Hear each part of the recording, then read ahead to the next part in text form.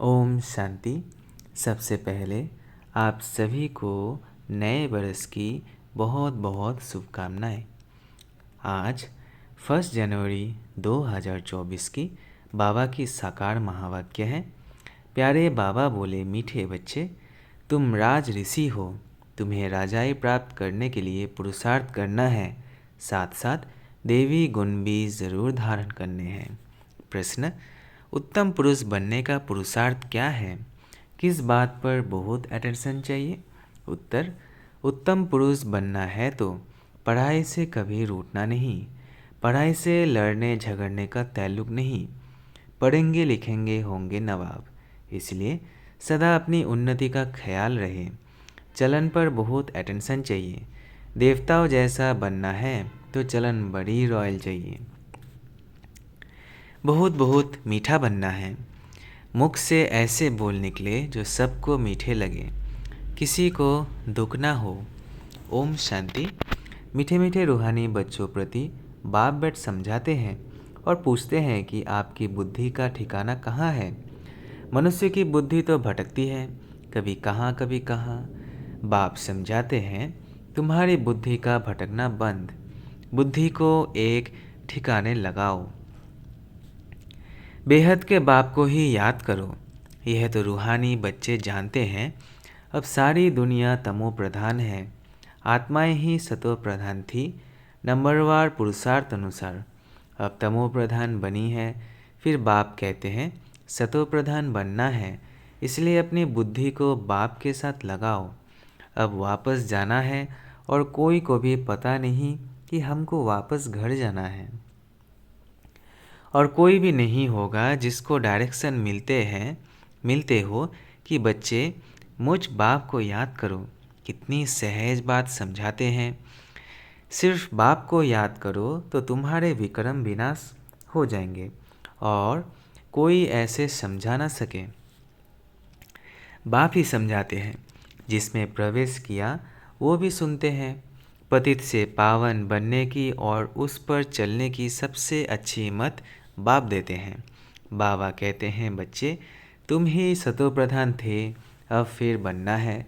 तुम ही आदि सनातन देवी देवता धर्म के थे, फिर 84 जन्म भोग कौड़ी मिसल बन पड़े हो। तुम हीरे मिसल थे, अब फिर बनना है। बाबा बहुत सिंपल बात सुनाते हैं कि अपने को आत्मा समझो, आत्माओं को ही वापस जाना है। शरीर तो नहीं जाएगा, बाप के पास खुशी से जाना है। बाप जो श्रीमत देते हैं उससे ही तुम श्रेष्ठ बनेंगे।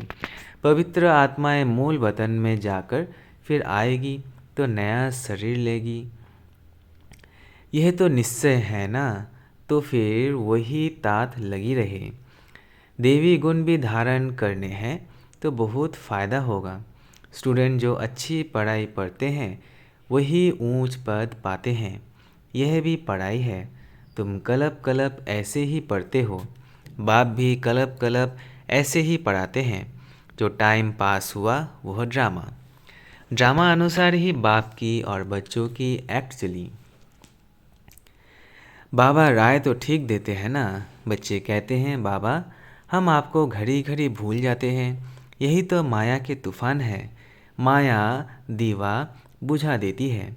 बाप को समा भी कहते हैं, सर्वशक्तिमान अथॉरिटी भी कहते हैं। जो भी वेद शास्त्र है सबका सार बतलाते हैं।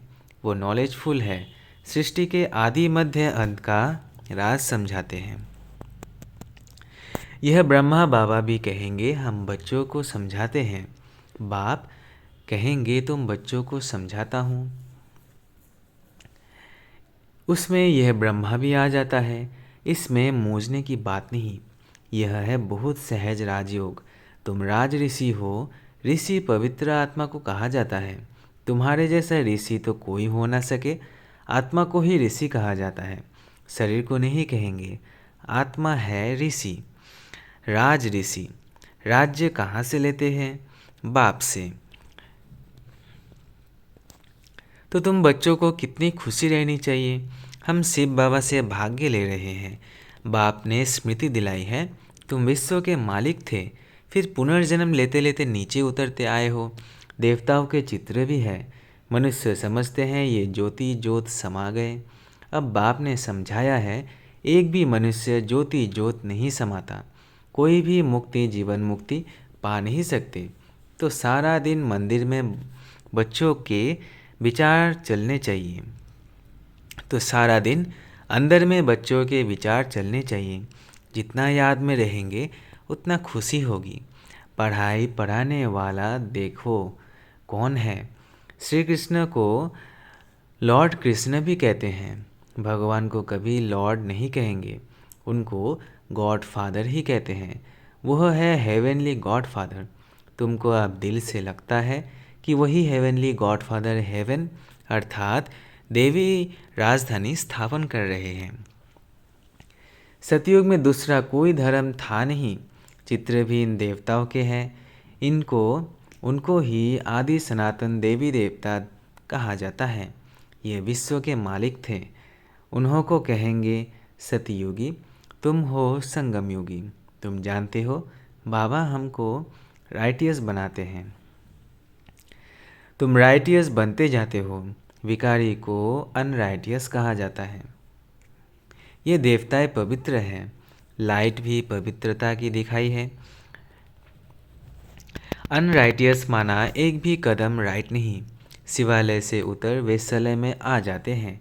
ये बातें नया कोई समझ ना सके जब तक तुम उनको बाप का परिचय अच्छी तरह ना दो कि वह है हेवनली गॉड फादर।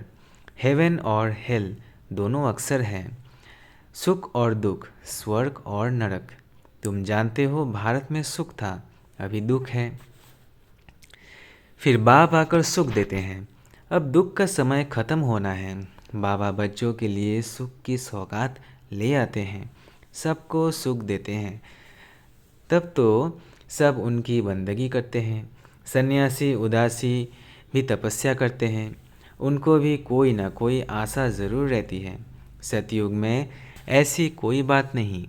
वहाँ और कोई धर्म वाले होते ही नहीं। तुम तो अब पुरुषार्थ कर रहे हो नई दुनिया में जाने के लिए। जानते हो वह है सुखधाम, वह है शांतिधाम, यह है दुखधाम। तुम अभी संगम पर हो। उत्तम पुरुष बनने के लिए पुरुषार्थ कर रहे हो। पुरुषार्थ बहुत अच्छी रीति करना है। पढ़ाई से कभी रूठना नहीं है। कोई से अनबनी होती है तो पढ़ाई नहीं छोड़नी चाहिए। पढ़ाई से लड़ने झगड़ने का ताल्लुक नहीं है। पढ़ेंगे लिखेंगे बनेंगे नवाब। लड़ेंगे झगड़ेंगे तो नवाब कैसे बनेंगे। फिर तमो प्रधान चलन हो जाती है। हर एक को अपनी उन्नति का ख्याल करना चाहिए। बाप कहते हैं, हे आत्माएं, बाप को याद करो तो विक्रम विनाश होंगे और देवी गुण भी धारण होंगे। अगर लक्ष्मी नारायण जैसा बनना है तो बाप ने ही उन्हों को भी ऐसा बनाया। बाप कहते हैं, तुम ही यह राज्य करते थे, अब फिर तुमको ही बनना है। राजयोग बाप संगम पर ही सिखाते हैं। तुम कलप कलप यह बनते हो, ऐसे नहीं। सदैव कलयुग ही चलता रहेगा। कलयुग के बाद सतयुग, ये चक्र फिरता है ज़रूर। सतयुग में मनुष्य कम थे, अब फिर ज़रूर कम होने चाहिए। यह तो सहज समझने की बातें हैं। बीती हुई कहानी सुनाते हैं। छोटी सी कहानी है, वास्तव में है बड़ी, परंतु समझने में छोटी है। 84 जन्मों का राज है। तुमको भी आगे मालूम नहीं था, अब तुम समझते हो। हम पढ़ रहे हैं। यह है संगम युग की पढ़ाई। अब ड्रामा का चक्र फिर कर आया है। फिर सतयुग से लेकर शुरू होगा। इस पुरानी सृष्टि को बदलना है। कलयुगी जंगल का विनाश होगा, फिर सतयुगी फूलों का बगीचा होगा। फूल देवी गुण वाले को कहा जाता है, कांटा आसुरी गुण वाले को कहा जाता है। अपने को देखना है, मेरे में कोई अवगुण तो नहीं है। अभी हम देवता बनने लायक बन रहे हैं तो देवी गुण ज़रूर धारण करना पड़े। बाप टीचर सदगुरु बनकर आते हैं तो कैरेक्टर ज़रूर सुधारना पड़े। मनुष्य कहते हैं सबके कैरेक्टर खराब है, लेकिन अच्छा, कैरेक्टर किसको कहा जाता है, यह भी कोई नहीं जानते। तुम समझा सकते हो, इन देवताओं के कैरेक्टर अच्छे थे ना। ये कभी किसको दुख नहीं देते थे। कोई भी चलन अच्छी होती है तो कहते हैं ये तो जैसा देवी है। इनके बोल कितने मीठे हैं। बाप कहते हैं तुमको देवता बनाता हूँ तो तुमको बहुत मीठा बनना पड़े, देवी गुण धारण करना पड़े। जो जैसा है वैसा ही बनाएंगे। तुम सबको टीचर बनना है, टीचर के बच्चे टीचर। तुम पांडव सेना हो ना। पंडों का काम है सबको रास्ता बताना, देवी गुण धारण करने हैं, गृहस्थ व्यवहार में भी रहना है, घर में भी सर्विस कर सकते हो। जो आएंगे टीच करते रहेंगे, पढ़ाते रहेंगे। ऐसे बहुत है जो अपने पास गीता पाठशाला खोल बहुतों की सर्विस करते रहते हैं। ऐसे नहीं कि यहाँ आकर बैठना है। कन्याओं के लिए तो बहुत सहज है। मास 2 चक्कर लगाया फिर गए घर। घर का संन्यास तो नहीं करना है। तुमको घर से बुलावा आता है तो जाते हो, तुमको मना नहीं है। इसमें कोई घाटे की कमी की बात नहीं है। और भी उमंग आएगा। हम भी अभी होशियार हुए हैं। घर वालों को भी आप समान बनाकर साथ ले जाएंगे। ऐसे बहुत है जो घर में रहकर भी सर्विस करते हैं तो होशियार हो जाते हैं। बाप मुख्य बात समझाते हैं कि अपने को आत्मा समझो और मुझ बाप को याद करो। अपनी उन्नति करनी है। घर में रहने वालों की यहाँ रहने वालों से भी अच्छी उन्नति हो सकती है। तुमको कभी मना नहीं की जाती है कि घर में नहीं जाओ। उन्हों का भी कल्याण करना है। जिनको कल्याण करने की आदत पड़ जाती है वो रह नहीं सकते। ज्ञान और योग पूरा है तो कोई भी बेइज्जती नहीं कर सकते। योग नहीं है तो माया भी थप्पड़ लगाती है।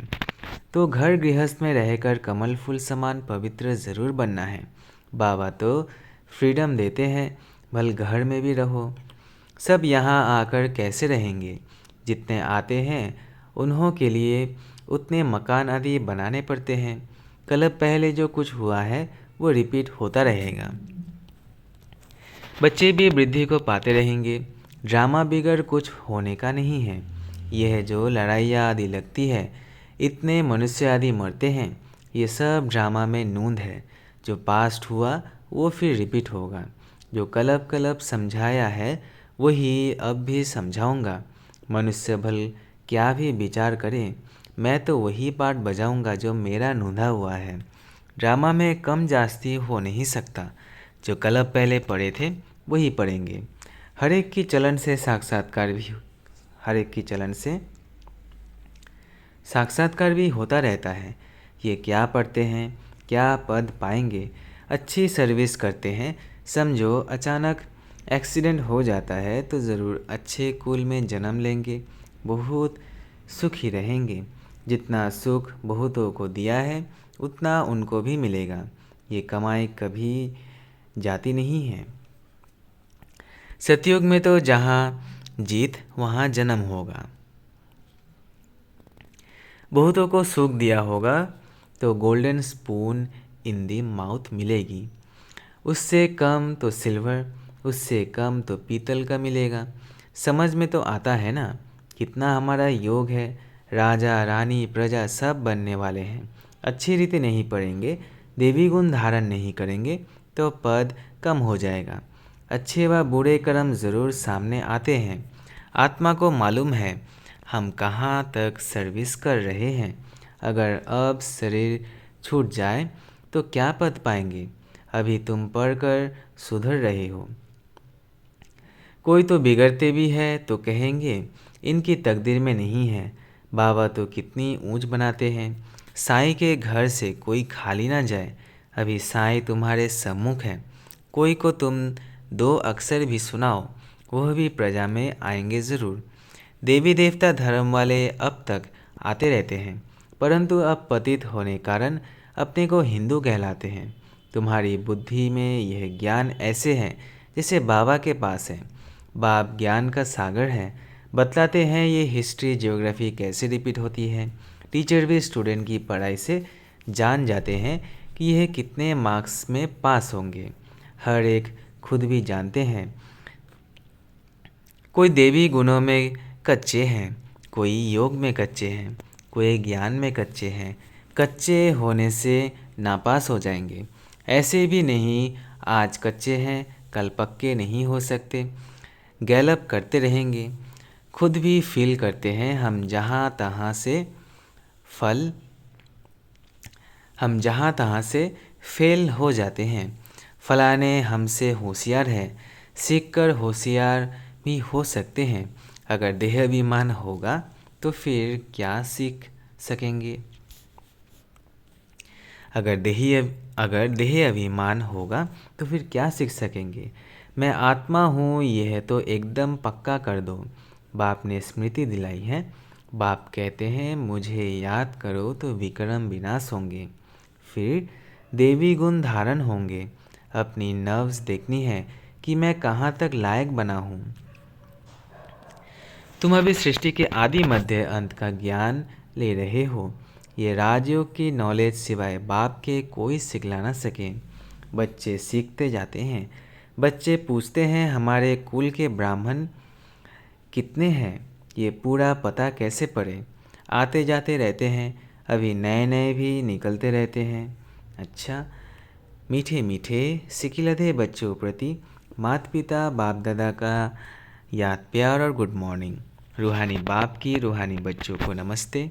हम रूहानी बच्चों की रूहानी माता पिता बाप दादा को याद प्यार गुड मॉर्निंग और नमस्ते नमस्ते नमस्ते। शुक्रिया बाबा, शुक्रिया। धारणा के लिए मुख्य सार पहला, अपना देवी कैरेक्टर बनाना है। देवी गुण धारण कर अपना और सर्व का कल्याण करना है, सबको सुख देना है। दूसरा, सतो प्रधान बनने के लिए बुद्धि एक बाप से लगानी है। बुद्धि को भटकाना नहीं है।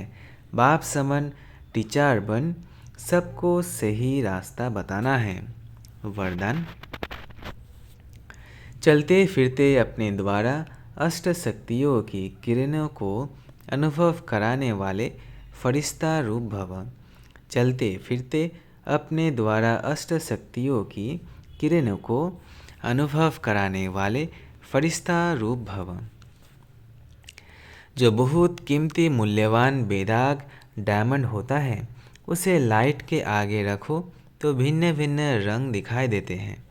ऐसे जब आप फरिश्ता रूप बनेंगे तो आप द्वारा चलते फिरते अष्ट शक्तियों के किरणें की अनुभूति होगी। कोई को आपसे सहन शक्ति की फीलिंग आएगी, कोई को निर्णय करने की शक्ति की फीलिंग आएगी, कोई से क्या शक्तियों की फीलिंग आएगी। स्लोगन, प्रत्यक्ष प्रमाण वह है जिसका हर कर्म सर्व को प्रेरणा देने वाला है। प्रत्यक्ष प्रमाण वह है जिसका हर कर्म सर्व को प्रेरणा देने वाला है। अच्छा, ओम शांति, ओम शांति, ओम शांति। अच्छा, जनवरी मास की 2024 अव्यक्त मास के लिए विशेष पुरुषार्थ की पॉइंट्स। इस जनवरी मास में विशेष साइलेंस की अनुभूति करने तथा ब्रह्मा बाप समान डबल लाइट फरिश्ता बनने के लिए पुरुषार्थ की पॉइंट्स मुरली के नीचे लिख रहे हैं। यही पॉइंट्स जनवरी मास के पत्र पुष्प में भी रहेगी।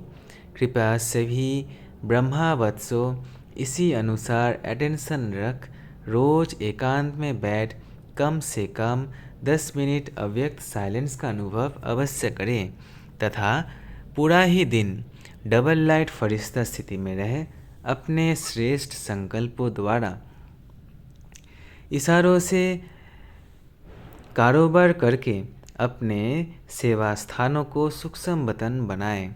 बीच बीच में आपस में मिलकर इन पॉइंट्स पर गहरी रूह रिहान करते हुए अनुभवों की लेन देन भी करें।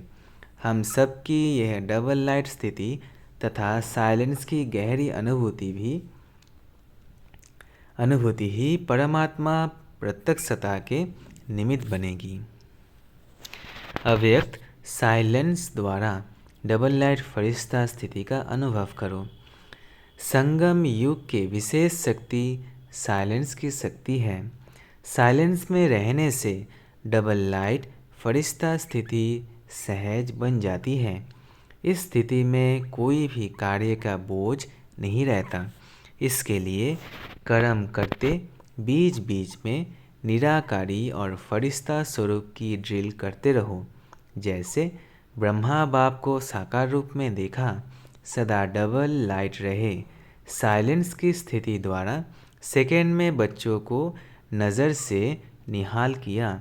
ऐसे फॉलो फादर करो तो सहज ही बाप समान बन जाएंगे। अच्छा, ओम शांति, ओम शांति, ओम शांति।